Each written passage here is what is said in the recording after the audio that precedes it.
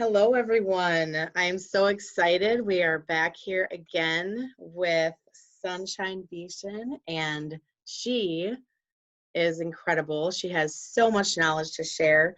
She did touch on some really important key factors in our short little interview. Thankfully, today we have her for longer so we can explore this a little deeper. But I wanted to read her full bio because it's very interesting. And it's also interesting how she connects all of the iridology stuff with the pelvic area also. So she specializes in bringing forward peace, freedom, and exuberant health. You may have never heard of iridology.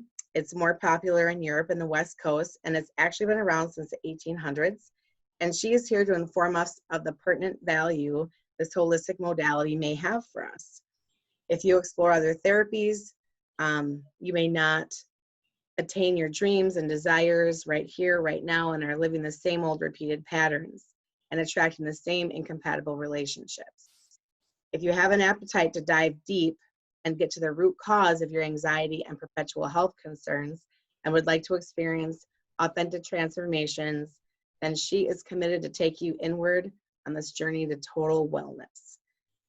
Sunshine uses iridology, which is an innovative assessment tool to analyze the iris, or the colored part of your eye. It's a great access point to gain more depth to the root cause of physical and emotional issues. Genetic markings are showing in the iris, and they reflect at least 3 generations in a family's history, as well as predispositions. Oh my gosh, that is amazing. She'll guide you through a safe, gentle process using her hypno-core release to uncover underlying cause, physical and emotional pain. Emotions are the gateway to the soul. Opening into a more, opening to the core of your emotions is where you're gonna find your peace and your freedom. And this creates positive responses rather than reactions or triggers. She brings balance into your life with their sexual health and chakra system is aligned. Many emotional wounds are held in these different body organs, as well as the lower chakras, as well as the reproductive systems of men and women, which may create unwanted behaviors from imprinted patterns that keep repeating. She's had a private practice since 1982, and she resides in Carlisle, Massachusetts. Some of her certifications, oh my God, iridology with Dr. Jensen, behavioral iridology, Ayurvedic medicine, aromatherapy, source Tantra work, emotional release process. Oh my gosh, the Alchemy Institute, hypnosis. She's just could go on and on and on. You sound like you're a one-stop shop. It's incredible. This is amazing. And we have her for a half an hour, and I'm so excited. So some of the things that we touched on last time you were with us is just kind of the basic how you start working with couples. You shared the story about the couple that was in their late 60s and how they kind of fell in love again. And also the emotional, trauma that can sometimes be held and the pain that's held in the pelvic area.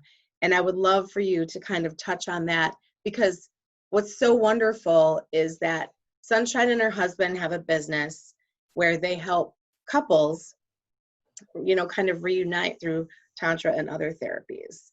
So I would love for you to just expand on that. Hey, Amy, thank you so much again. So emotions, the way that it's spelled, emotions are meant to move. They're just energy that's meant to move. And oftentimes they get stuck in different parts of our body. All of our organs represent different emotions. And what happens for men and women, and I'll break it down a little bit here, but for women, we can hold ancestral wounding in the pelvic region, in the second chakra, which the location is the Grafenberg spot, the G spot, which we call in sacred sexuality the sacred garden, or the sacred spot. And so oftentimes when women have pain with intercourse, that, yes, you're going to feel it as physical pain, but be underneath it, because my purpose is to get to the core root of what's happening physically, emotionally. There also would be history there. There's a history, her story, how I like to say it. Right, definitely. That could be from imprinted patterns and behaviors that stem all the way back from 0 to 5 years old, or through your teenage years. And what we are not just this identity right here, right now. We've got lots of personas that live inside of us. The inner child is how we can sum it up. A 5-year-old, a 15-year-old. We've got many archetypes. And depending on our specific circumstances in life, our relationships with what's going on with our parents, or in school, or boyfriends or girlfriends, whatever it may be, if there was trauma or struggles and we don't clear that, it builds up like packing a suitcase so full that you can barely close it, and there's no room for anything else in there. So that's what happens in the body organs, especially in that pelvic region, or just in the lower belly area. And it goes into the subconscious, okay? Because the conscious mind, its job, that the ego part of that is that it's protecting. And it's going to just push it down, right? So that we don't have to deal with it, the pain. And we can numb out. So women when they're being sexual, they'll either go into what I call escapism, or they numb out. They're not in their body. They leave their body. Okay. So it's not a conscious act. It's just what happens as a protective mechanism. So that ancestral pain, that ancestral energy that can live here, it actually can go further than 3 generations genetically. Women, we can hold that energy from ancient times. Right. And that is the area. Would you like me to talk about the Amrita right now? Sure. Yeah, you sure can. Yeah. Okay. So in that specific area, in that Grafenberg spot, women can have female ejaculate. This is very confusing in our society. This is not taught in regular health education in school about anatomy. Right. Amrita is a liquid that is produced in, I don't know if it's called the Bartholomew gland. It comes from a gland inside the uterus and in the vaginal area.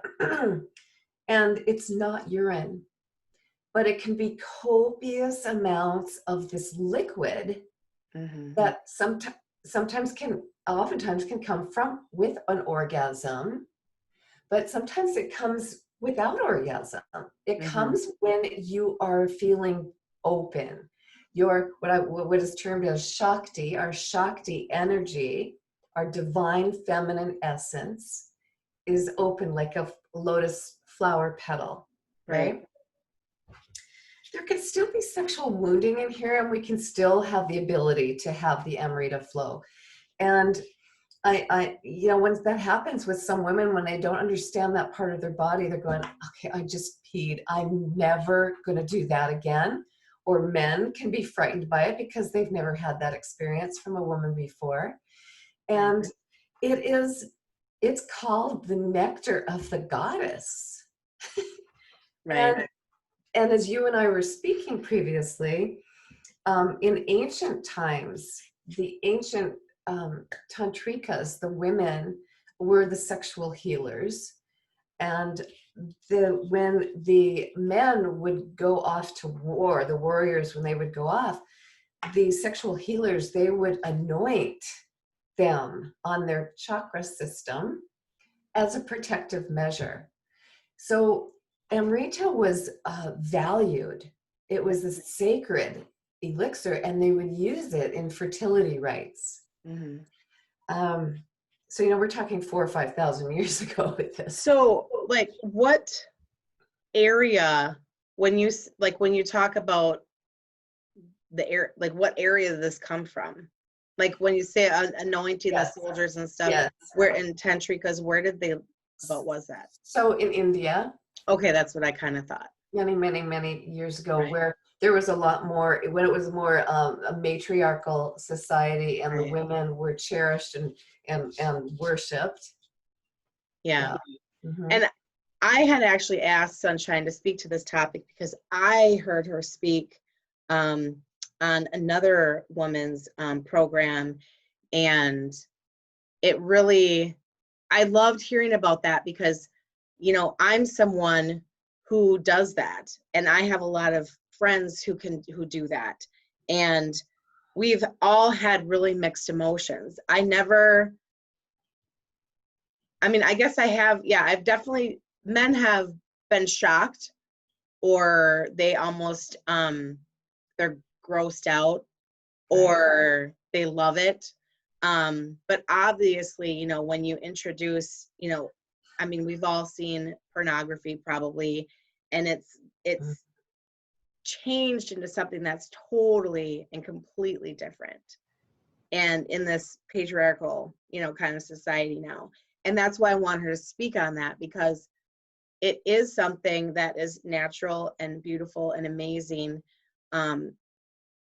that comes from us. And I tell people all the time, we cannot be grossed out by our bodies. We cannot be grossed out by the things that come out of our bodies, because this is how we were created, and we are the healers, and we are the nurturers, and we are the life givers. So that is specifically why I wanted you to touch on this topic, so that women know this is normal and it's okay, It and you is didn't be yourself.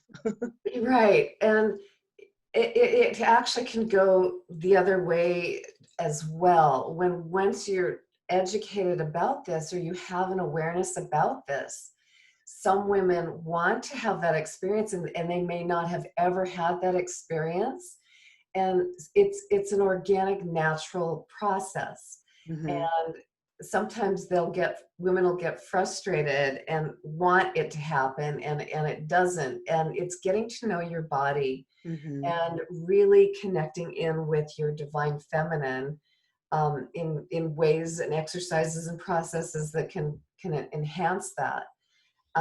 Because there's a lot of tension. There's a lot of tension that's held there. And women and men, when they're in a sacred practice, can be sexual healers for each other. And with this Amrita, with the sacred nectar of the goddess, when you have this with your partner, you also can anoint your partner, anoint the chakra systems, the energy centers with it, with intention. Where intention goes, energy flows. So it's really quite a beautiful thing. You just want to have a lot of towels down. Right. Yeah. Yes, definitely. Definitely. No. And so thank you for definitely for touching on that, because I think that that's something that's very misunderstood. Right. And also, as we spoke a little bit on the shorter interview, I love that it's a couples thing, that you are a couple teaching couples. I think this is so important, to kind of have the male aspect who's in the teaching position. Definitely. Yeah, definitely, because then it really sets up a dynamic, and men feel a lot more comfortable. My husband Eric, he's such he's really so compatible with his nature, and men really trust him as well as women. So we really work so well together, because this is how we met each other that way, Right. in the trainings. And we've both been doing the work, like I was explaining to you previously. We both had been on this path for many years, singularly. And then we had the same teacher and had not met each other. And then we came together that way at a graduate training, and then took the work out. together. Yeah, no, that's so great. So you also mentioned before that, as I imagine, men can be a little hesitant about this topic. Um, so as you go through this process, I'm sure that there have probably been instances, where it maybe wasn't as effective for one person or the other, but by the end, are men generally as open as receptive as the women? It's actually mind-blowing what happens to the men. Now, I wanted to mention also that men have a sacred spot too, and that's located right at the base of the prostate gland. Okay. A lot of men that have physical ailments such as prostate cancer have a lot of emotional wounding and shame located there. So this has actually helped men to uncover at the core cause what is happening, what has happened emotionally there, so that natural healing can happen, of course, with all, encompassing measures. Sure. But the intimacy level that happens when men have healing right there in their sacred spot, there is such vast opening that the walls come down, and it opens up their hearts, because women want to be intimate. Their natural inclination comes from heart connection, and men's more natural inclination about the health of a relationship is always related to, okay, how much sex we're having. And I call it being glandular, right below the Right. belt. Their focus is right there. And not to say that women can't be focused right there too, but that's it's such a beautiful blending and weaving that I love to see, especially what happens with men as they stay open. Yeah, and it's nice to talk about the male aspect of it, because obviously this is a show for women, and we always talk about, I mean, the majority of the people I see are women. So when we're talking about emotional trauma, sexual trauma, it's almost always in the context of women. So it's nice to bring that male aspect into it, because they can have all the traumas, that we have, and it's just probably delivered in a different way. Exactly. So I can also speak also to um, male dysfunction, sexual dysfunction. I would say that 60 to 70% of the time, half the planet's on Viagra. There are emotional links to why a man cannot be erect. Right. It's not just such a physical problem. It manifests and shows up as being physical, but there's some deeper emotional issues in there, in Right. the men's pelvic region, right? And so, most people are not taught about this. No, no, we are definitely not. And, the energy aspect of it, how the body is connected, how you can look at someone's eye and see all of these things. I mean, the body is so connected. And I'm always telling people, the more you know your body and explore your body and look at your body, pull out the mirror, know your norms, so then you Mm, can catch if something is abnormal. yes, I mean, we've got to be connected to our body physically like that, but I mean, energetically and emotionally, that's the key. That's where it starts. We have to, we can't skirt around that and expect the physical part to be healed. exactly. When I speak about that, our physical body, I say to my clients, it's not just right here. This is more quantum physics and metaphysics, but we have 7 layers of electromagnetic energy. And what happens is that energy field can get pierced, where leaks, tears, and holes can happen. And then we're just open vehicles for that, to affect our density, right, into Mm-hmm. here. So we've got to really come into what I call the 4 domains: mental, physical, emotional, and spiritual, and integrate all of that. Yeah, that's incredible. I mean, it has to be integrative medicine. We can't just expect one provider to fix us. I mean, we just can't do that anymore. Yes. I A mean, we never could, collaborative, but we can't settle for it. We've got to be, yep, collaborative and integrative. collaborative efforts. Wonderful. Yeah. So I have a question. So someone comes to me for the work that I do, you know, the visceral manipulation, the energy healing in the pelvic area. Could you see, like, if you took the pictures of their iris before and after, could you see the healing? So I get that question a lot. So you come into the world with structure, with predispositional structure from both your parents. And structure is like all the little lines, the flower petal shapes, the little freckles in the eyes, that's structure. And then color is a different aspect. Structure doesn't change, Okay. but color can shift, and it takes anywhere from three months to a year. And the color shift changes, and that is more to relation to dietary measures. But the emotional things, those are there as markers, as a table of contents about your blueprint. Oh, So let me gotcha. I'll give you a for instance. So I've got twin grandchildren. They're 4 years old right now. At 8 months old, I took pictures, boy, girl. I took pictures of both their eyes. And I told my daughter, okay, this is the personality. This is the nutritional profile that you're going to need to give to him. And the other, this is all the differences that are going to happen with her. And within, at 2 years old, all of those things that I was seeing started to happen. Okay. So, you know, it's like, but it's like a seeing what your future is going to be like. However, with that information, you now have the tools to curtail, right?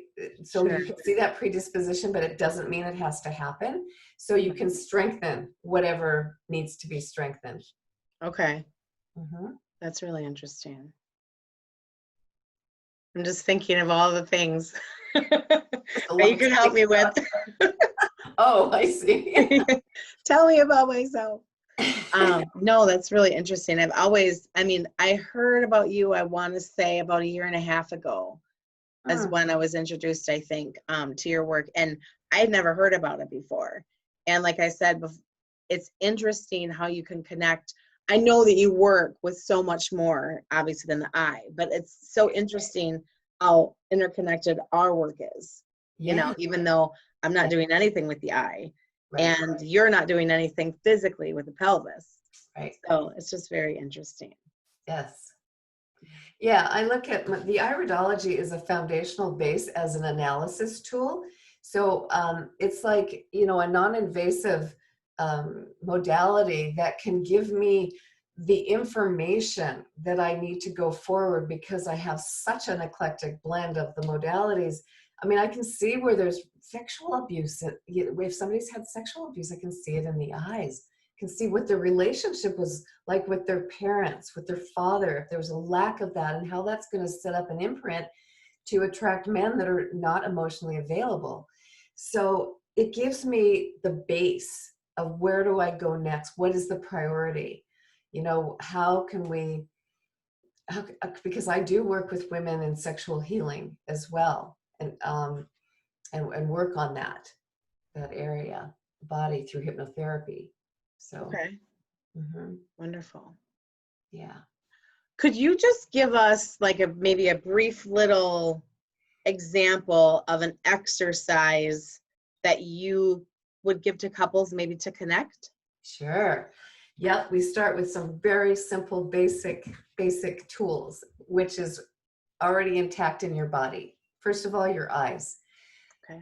What I want to say about this is that the left eye pertains to the left side of your body, the organs on your left side. It also pertains to your soul. Yeah. And it's the feminine, okay? That's like your soul entry. The right eye is the masculine side, and it's more logic, right? Sure. So when we can be in stillness brings us the ability to be mindful in full presence, which our minds are so busy these days. So what we like to do is have couples do eye gazing, and there's breath techniques that we use.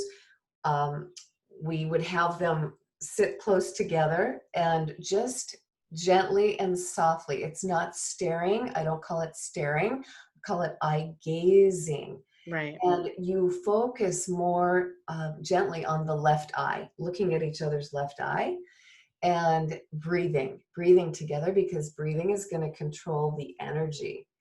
And so there's several different kinds of breath techniques. We start off with a simple one with just synchronized breath, just both of you inhaling and exhaling at the same time.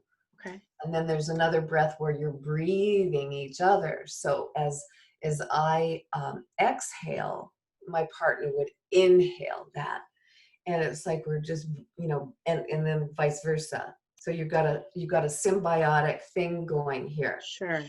Then we do this thing where I always just say, okay, left hand up, right hand down. And you connect your hands together. Okay. So the left side is the receiver, it's the feminine. The right, when you shake somebody's hand, you're always reaching with your right hand. Always. Right? The right hand is the giver. So we're going to create an energy flow. Oh, I see. Each other. Yeah. I love this. It's so wonderful. So do I. I'm doing it by myself and I can feel something. Yeah.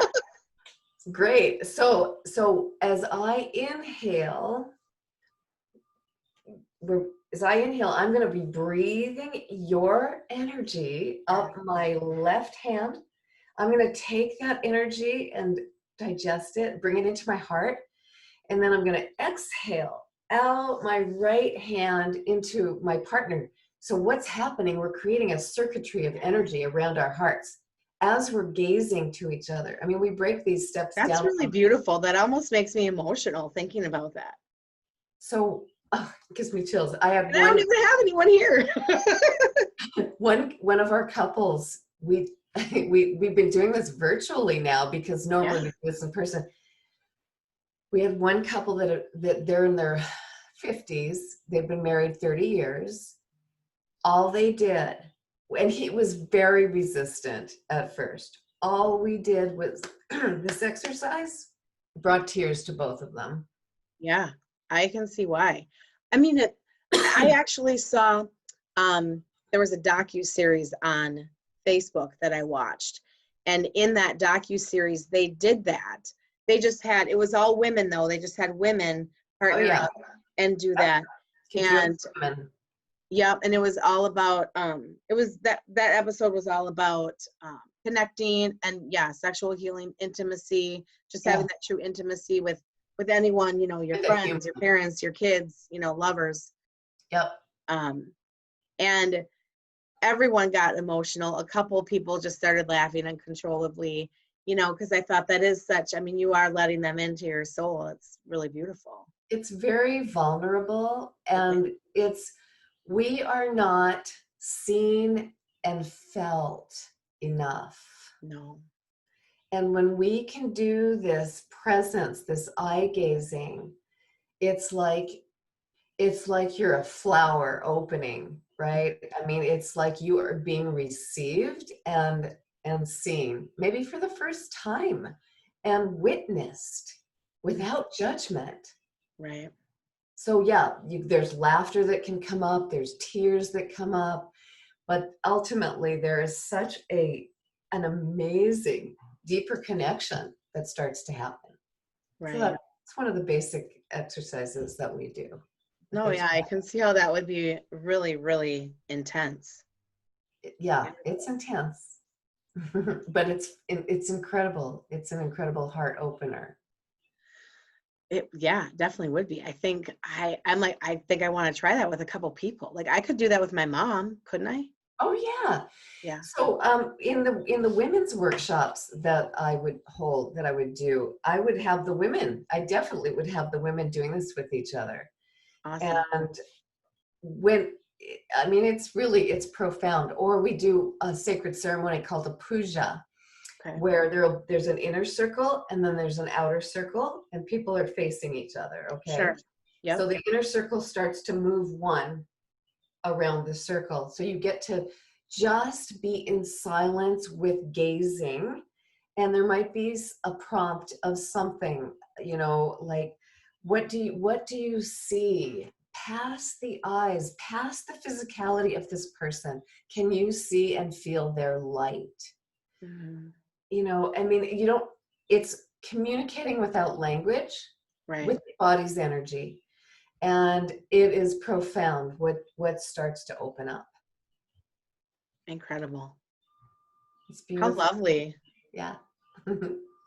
So if women or couples would like to reach out to you and or your hubby, how can they find you? So they can find me on my website, which is www.whatisidology.com. And iridology is RIDOLOGY. So what is iridology.com? Or you can email me sunshine at the letter E like Eric, Beeson, my last name, BEESON.net. Sunshine at ebeeson.net. Great. And I always like to ask my guests if there's, if you wanted to promote an offer or if you have any workshops or anything coming up, this is definitely your time to let everybody know that. Great, Amy, thanks. So a couple of things. I do masculine feminine integration workshops, and I will have an upcoming webinar about that. And then I love to offer people a little appetizer. So just to have the experience of iridology, I offer a little 15-minute mini session for free. And I mean, I can see in people's eyes within 2 minutes, really a lot of information. So even 15 minutes, my sessions are normally an hour and they're 2:45. But I offer a little 15-minute segment to see if you've never done this before. Right. It's very interesting. And I would tell people how we would do that. Sure. Mm-hmm. Great. Because I do a lot of Zoom sessions too. Oh, I know. That's kind of the way everybody has to do it these days. Right now. Right. Thank you so much for being here. I hope that people reach out to you because the whole idea of, just the sexual healing and not in a physical sense. That's the end result, but we know we have to start somewhere else first. And I think that that's really great because a lot of people, especially, I mean, I'm 40, my mother's generation, mid 60s, or late 60s, they just didn't talk to us about it, because of the wounds that they have. And, this is a huge part of, being a woman and being creative and honoring our bodies. And so I'm very thankful for your time today. I enjoyed this so much with you, Amy. Thank you.